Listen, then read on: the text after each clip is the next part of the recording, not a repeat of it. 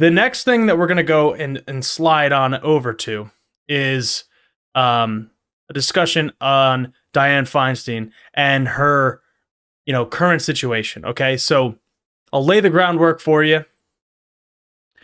Diane Feinstein is the longest serving senator in the United States. She has been serving in the Senate for longer than I have been alive. Just put that in perspective, okay? This is not to say that old people can't be in the Senate, that older people can't be in the House, that older people can't be the president. Look, Joe Biden's in his 80s. I believe he's 80. Dianne Feinstein's in her 90s. And there are reports of her dealing with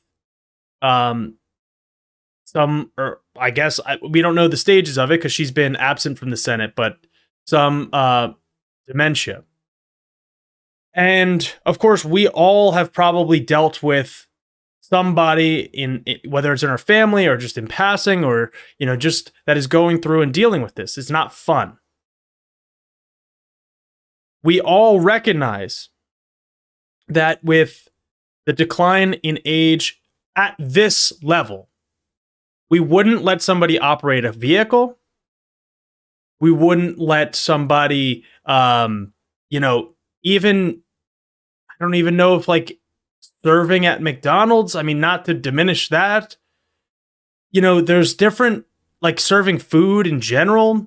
We wouldn't let somebody do that because they're not fully capable of understanding, the implications of a mistake even. And again, I'm trying to be extremely cautious around this because it's a sensitive issue for anybody that is going through this and the families that are going through this.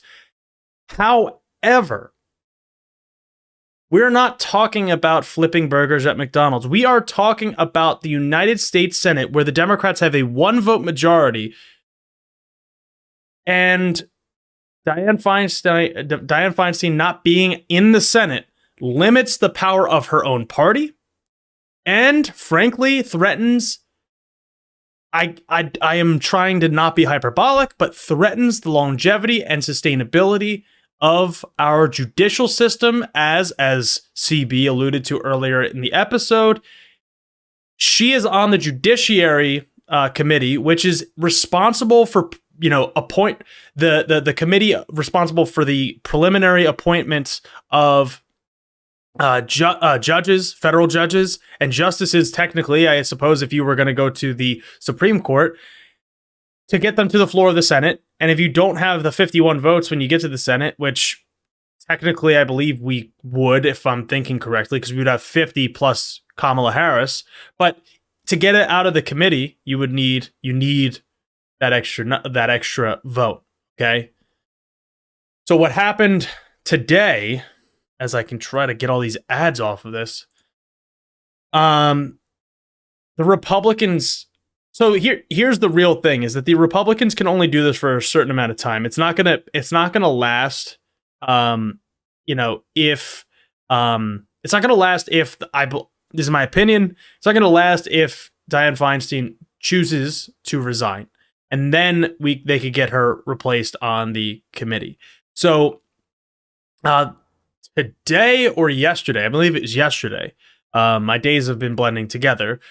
Senate Republicans objected to Democrats' request to temporarily replace the ailing Californian on the Judiciary Committee, intensifying questions about how the chamber will function without her.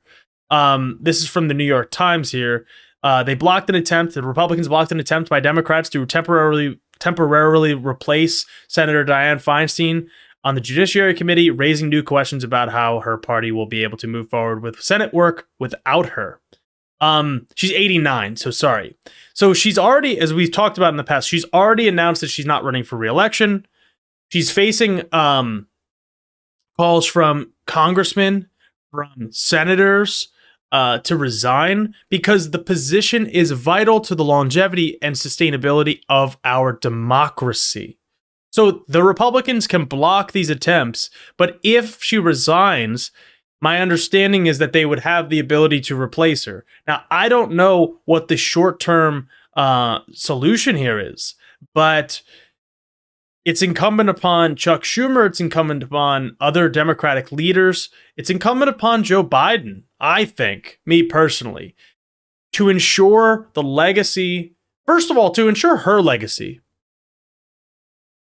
Second of all, to ensure the Biden presidential legacy, because right now the only real thing that we can do, Democrats, is appoint judicial nominees to federal judgeships, and if we had to, the Supreme Court. With her off, and she's suffering from shingles right now, which is something that with age is something that just really catches up to people. And, after 50, people get that.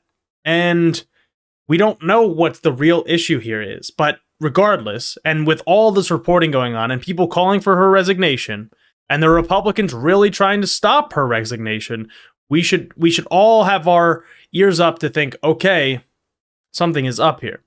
I also say this because, look, this is a hard thing to almost even say, especially because, Ruth Bader Ginsburg was a hero and is an icon for progressive, the progressive movement and basically ideology over the last, 50 years before she passed away.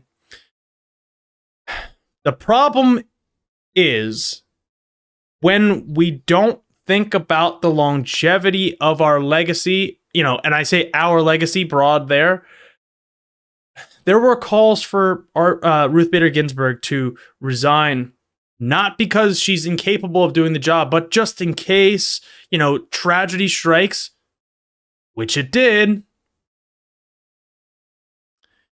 And this changes the functioning of our democracy. It's a hard thing, but it's something that we'd have to do. Like, look, if I was 90 years old, I would rather somebody come and tell me, like, if I was 90 years old and I was starting to, slip a little bit, I'd rather have my legacy intact and just say, I did my job. It's time for, X, Y, or Z to come and fill this role. And we're going to continue to fight for progressive causes, whatever. Reminder that Ruth Bader Ginsburg was replaced by Amy Coney Barrett. So we're not looking, it's California, so the seat's going to be Democratic, but without her in the seat functioning as the senator, and it's not temporary, right? It's not like John Fetterman going to the hospital for a month.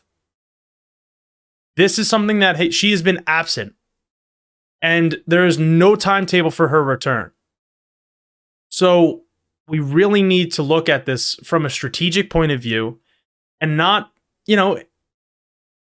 just throw away a chance at again, it's ultimately her decision, okay?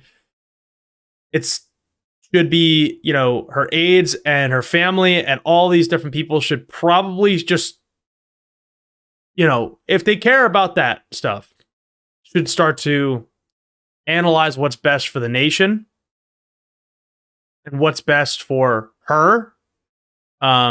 Recall Ronald Reagan. People don't talk about this, but Ronald Reagan had early dementia at the end of his presidency. So allegedly, I'm not like, it's not like none of this is good, right? Like, this is not something that you even wish upon somebody that you don't like, right? Like these cognitive slips are just very, very disheartening.